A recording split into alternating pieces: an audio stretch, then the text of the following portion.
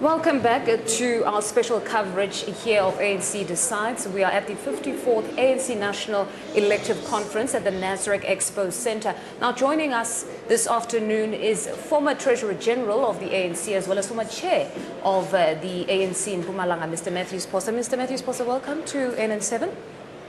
Well, Thank you for inviting me.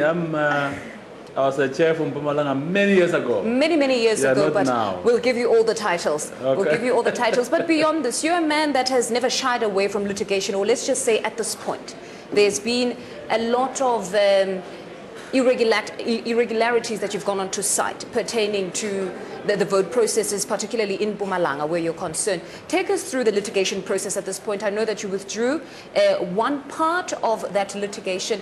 How does it stand at this point? Well, I think it's public knowledge that there was an issue of an unknown person called Unity who had amassed some votes mysteriously, which in our view, it was like a perversion of a democratic process in the ANC. If we kept quiet, we would have been complicit to what is wrong.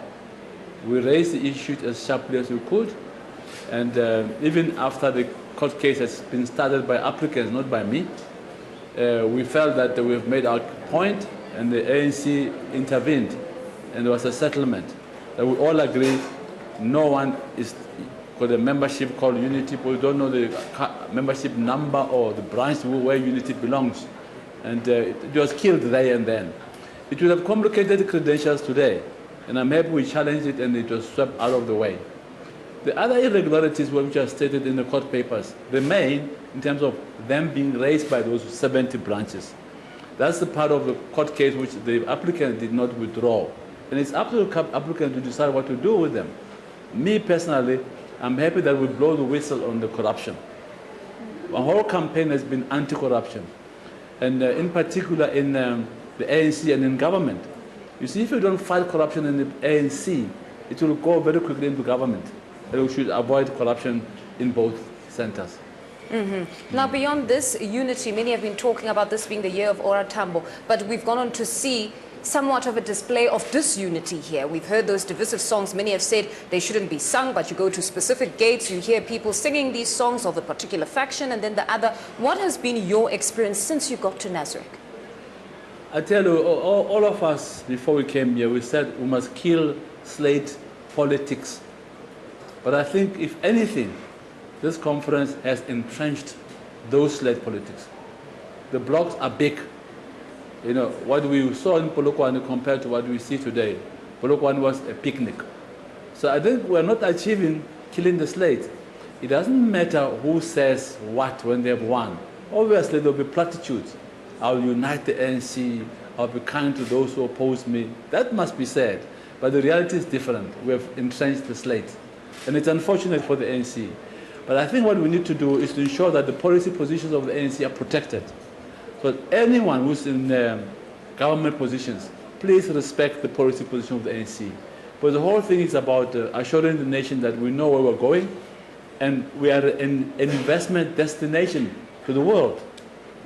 Now, let me just pick your brain a little bit about what has been happening here at the ANC conference. So I just want to ask you, in terms of the candidates that we see running, and we do have the top two candidates that seem to be the favorite coming out here, who would you say is the one standing in line to be the next ANC president? And also, can you give us a bit of a margin as to what you think is going to happen? Let me tell you, I'm a classical student.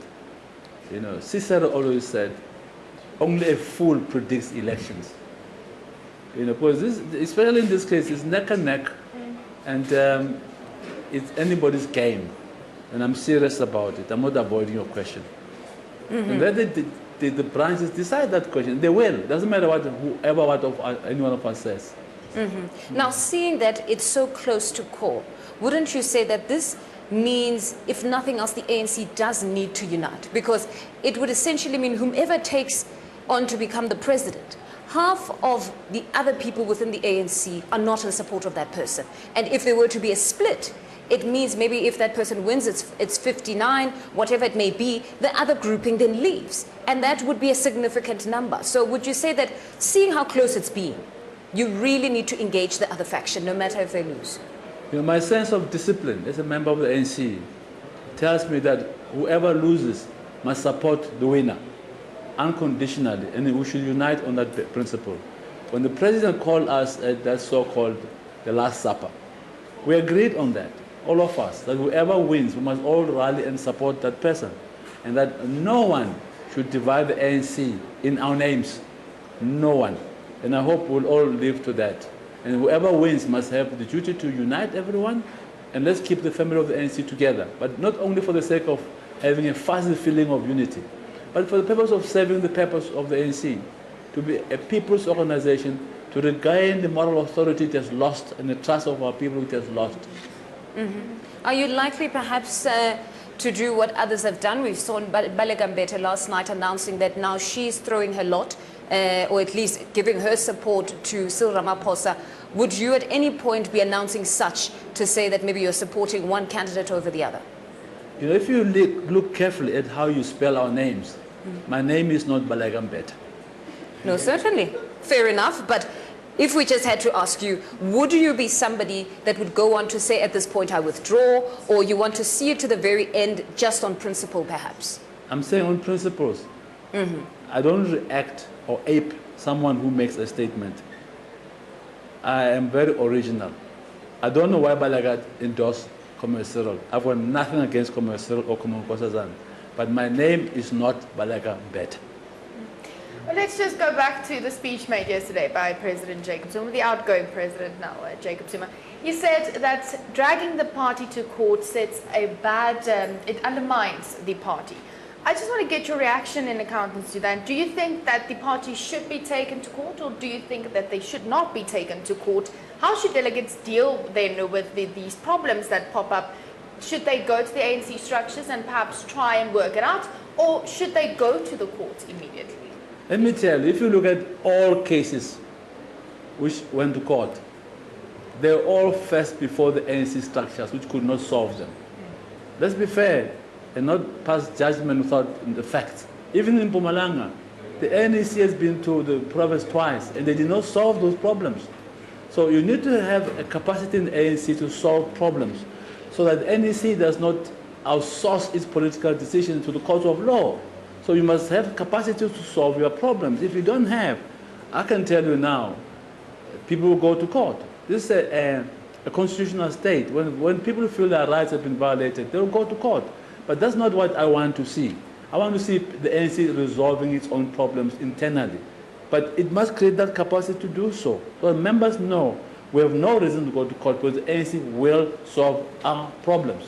And then why has there been a mixed message then? You're a senior leader in the movement yourself, but here it seems some don't want to concede. I know Zizi Kodwa went on to concede to say those who go on to court is because they have found no joy within the systems that have been put in place to resolve some of these grievances. But others still say that we've got to be heavy-handed, or we've got to enforce that if you take the ANC to court, then you must be expelled. But here you are stating that it means it's an indication that the systems internally have failed those people and they've had no choice but to find their recourse in court. Why cannot the senior leaders influence or say, let's find out what starts first? It's probably not the dissent, but the ineffective mechanisms within the ANC to solve the problems. Why is it so difficult to come to an agreement on that? Let me tell you, a few years ago, and let's not have short memories, we did say if you go to court, we expel you. And we did expel people like Comrade Masuka and Limpopo. He's back in the fight again. What changed? Why did we not expel people after that? And that's a question that the president was asking. But that's like dealing with the effects of a problem, not the causes of it. And getting emotional and angry and populist about it. I'm a lawyer. I'm saying to you, let's deal with the causes. And I'm saying the cause of going to court is the incapacity of the party to solve the problems. And let's deal with that incapacity. We're with this conference to say, what are the weaknesses in the system that lead people to escape and resort to court? And where did we fail? And look, do an introspection as a party at this conference and close the loopholes. You have a lot of technocrats within the ANC, but many are still talking of the administrative gaps. They're also talking about the procedural gaps that enable some of these disgruntled members to win in court. Have you guys played that role of advising the ANC that let's follow this procedure, let's make sure we don't leave those constitutional gaps so that others, the disgruntled, find themselves winning in court? Let me tell you, they're not disgruntled here. There is no such a thing as disgruntled ANC members. It's a term you use liberally in the media.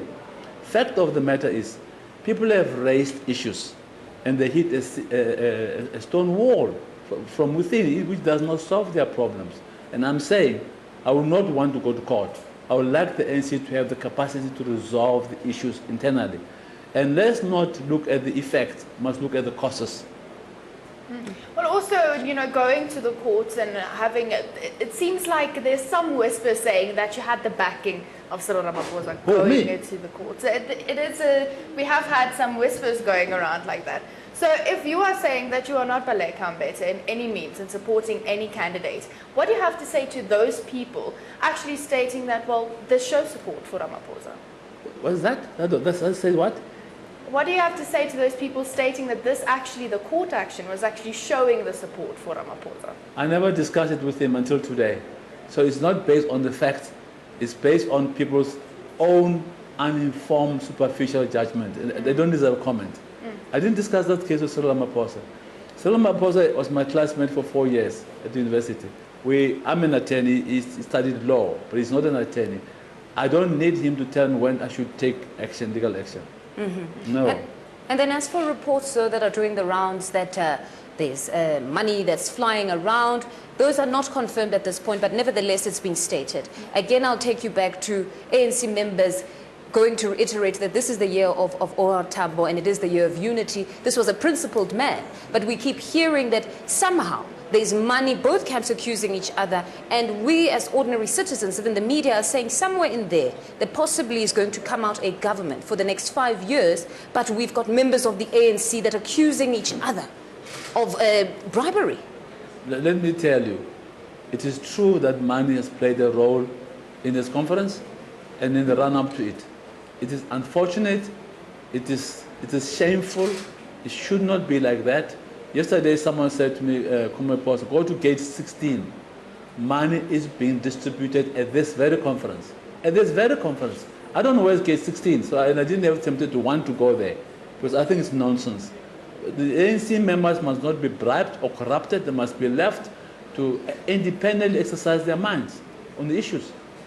And also now, if we take a look at unity, like you've said, it has been a big call here at the conference. It is the year of OR Tambo. How do you think that the ANC, the top structure of the ANC, can actually bring unity back to the party and help the delegates to see that taking bribes, it does do damage to unity? We had an earlier guest, it was Jackie Shandu, saying that the unity, it cannot be mechanical. It has to be organical. So how do you think the ANC top structure can actually make sure that these delegates have unity in the party and it is organical, it's something that's not pushed upon them? I can tell you, the ANC leadership has no choice but to work for unity. That we hope against hope that we must all believe in unity, but unity is not a slogan. We must go down to the branches after this conference and act in a way in which we unify the branches of the ANC. Because if you get the branches unified, the ANC will be unified. But money is a cancer in the ANC. It's a serious cancer. It will kill. So is that not the division here? Because many still say, before you go on to unite a party, you've got to find out what divides a party. And I listened to an address many weeks ago by Cyril Ramaphosa, where he went on to say that what divides the ANC is Usheleni, that many here, even at the lower structures, could easily be fighting for resources. And then you find them divided on those resources that they want, and here they're pushing candidates, hoping that at some point, if the one that they are rooting for wins, something will trickle down to them. Is that true, that perhaps the division is patronage? I asked one of the members of the ANC in a different context, why are you killing one another? I would never find a reason to kill my own comrades. In fact, in the army, they used to tell us, never point a gun at anyone, that if may be unloaded, it does not matter. Very tough rule, eh? But here we're killing one another. I asked why. He says, we all want to be councillors. I said, why? Because we want to control resources. They say so, if they trust you. And it's unfortunate we're at that stage. I think we should find a way of saying to our members, whether they're members of the ANC, members of the public, let's focus on giving our people skills. Let's focus on educating them so that no one must ever depend on being a public servant or in whatever capacity. But if they are not having the opportunity of being public servant, they don't feel like they must kill for it. So perhaps also to upskill those in office, that if you are a councillor, perhaps there must be some sort of a program that within these 5 years, we've got to upskill you so that you don't hold on to this position and think, my children are not going to expensive school, the lifestyle has changed, beyond this I have nothing. Because clearly you're raising a very pertinent point here, that perhaps these councillors themselves must be upskilled, that when the time comes, you must leave that position, you have something to fall back on, you don't have to stay in power and perhaps kill somebody else. Do you know why I will not kill for a position? Because my parents sent me to school. So if I'm not serving the ANC publicly, I'm in my businesses. We should create that sense of security, and education gives you that sense of security. Skills protect an individual, so they're able to have many options. I think people without skills, let's be brutal about it, should not even serve the public. Why do you deploy people who don't know what to do? If you want me to drive a car, I must have a license. It's very simple. So we have to skill the people and train them to be good public servants. The people deserve better. But taking into account our history, some of those, perhaps the more older ones, would have not gotten the opportunity to go to school, but perhaps acquired that skill within your movement. Wouldn't you say there are those that, even though they don't have the skill in terms of perhaps a university degree, but they can still be upskilled in the movement and be empowered and get those positions? I don't believe in university degrees, by the way. All right. I lived in Mozambique as a commander, and I was asked by Oliver Tambo and Marshall to lecture to the intelligence officers and immigration officers.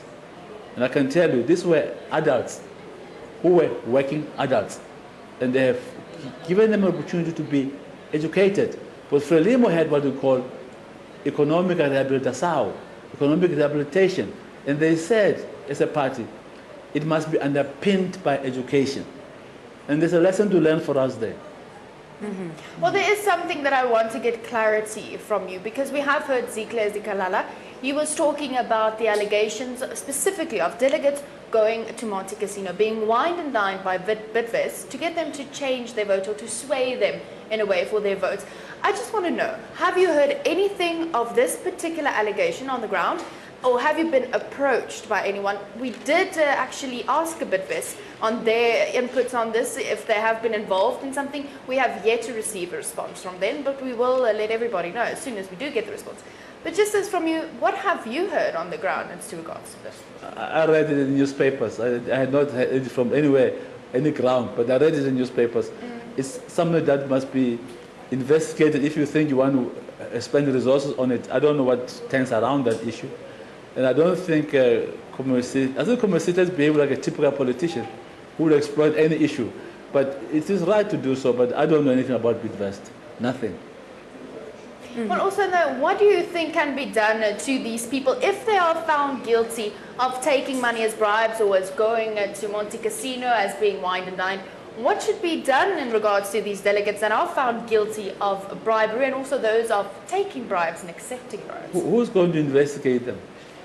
This outgoing NEC should be guilty of allowing that to happen, and it will be gone. The new NEC, if they are going to embark on that type of exercise, there are 4,000 plus delegates here. You're going to have to be some sort of magic person to find out who actually received bribes. I don't know if they want to spend their energy on that or on building the unity of the movement and other things. But you could easily be going on to construct a new NEC with people that accepted bribes. But that's what, the risk is there in this conference. It's a big risk. But you put an option of not doing it, and of ensuring that this new NEC is ethical, and it respects governance, it respects the constitution of the country. It can be trusted by the people. And then as for your relationship with Mpumalanga, particularly the PC there, we've had them, we've spoken to them, there was a lot of even ridicule. The Youth League went on to say a lot of things, saying perhaps you're trying to resuscitate a campaign that didn't take flight, then you decide to run to court. What has been the relationship there with your home province and the ANC there? That's my home province, and you'll see in the conference there, the people who would, if I want to vote for me, the numbers are going to show you. I don't have to say anything. I listened to the Youth League when they made noise. I didn't respond, and what we did, we showed that there were armed people who disrupted or tried to influence BGMs. That is history. ENCA ran that story. It's fact.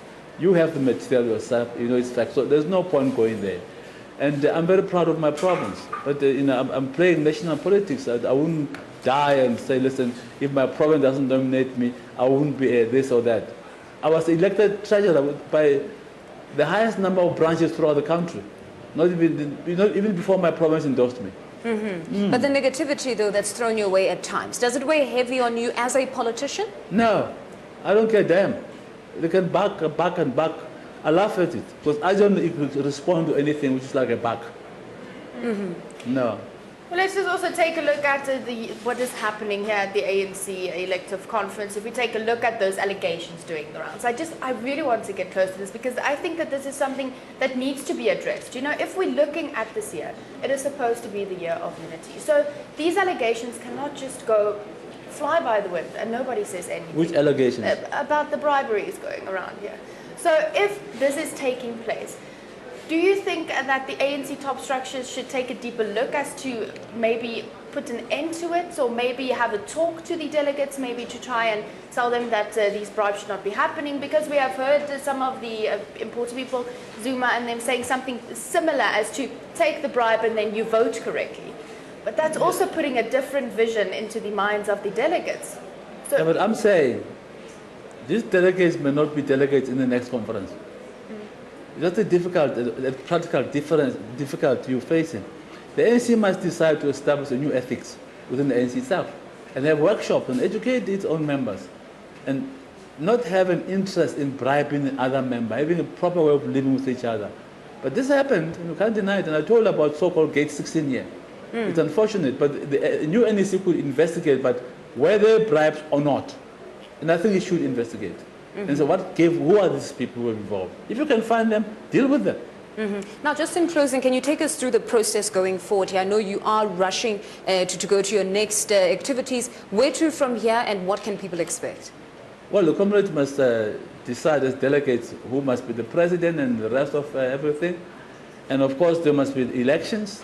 Some are saying it must be a count of hands because they suspect this and that. I don't know. But there will be an election. There will be a president announced. And we have to deal with him or her. That's where it is now. And there will be top six. Later there will be NEC. Of course, we must go to listen to the Secretary General's report. It's very important, that report. Listen to him and debate the issues. Some of them are these issues around the organization. They must be dealt with, and we must recommend way forward. Maybe that's opportunity again. Some delegates must raise issue of bribes, corruption, gatekeeping, and dismembering people. Everything must be discussed in this conference. And hopefully solutions can be put forward. Like the president said, there must be consequences for all those things. I agree with him. But then we'll have to have a plenary and adopt those commission's report. At the same time, we look forward to the new president giving us his or her message. I think we must be careful with our diction here. It could be his, could be hers. Well, good luck to you. Good luck to you. Whichever you might appear somewhere, you might be the next president. So good luck to you. Good luck to the NC. I do have one more question for you, though. Something that was also mentioned at the conference and something that has been very big: the announcement of free higher education by President Jacob Zuma. I want to pick your brain on this. What is your view on the announcement of free higher education at this conference? I would like the poor to get free education. Let's start as a first premises, because they can't afford it. And if you don't pay for them, they're excluded from education. But anything you take as a decision which has got budgetary implications must go through due process in government. The Treasury must give it a nod. There must be compliance with all the regulations of Treasury. If we're going to announce while running big amounts and make promises, we will not be able to raise money next time on the roadshow. But those who give us money are going to say, is that how you want to treat our money? So I don't know what the facts are. I would like the president to explain to all of us who don't know how he arrived at that decision of the amount, not of funding the poor. I agree with that. But how do you, from a governor's point of view, get the treasurer to approve it? Is there money or is there no money? We don't know, but maybe he knows better. You should ask him that question when you meet him. No, so we certainly will, as well as Yes. the finance minister. We'll Yes. try to find out from him the technicalities of how they're going to raise that money. Yes. But Mr. Phosa, thank you very much for honoring us with your presence. Thank you for pestering with questions. I enjoyed them. No, it was lovely getting your responses. Thank you. Well, thank you so much. Well, that is all the time we have for now. We do need to take a short break. We'll be back with more news and updates and more interesting guests on the other side.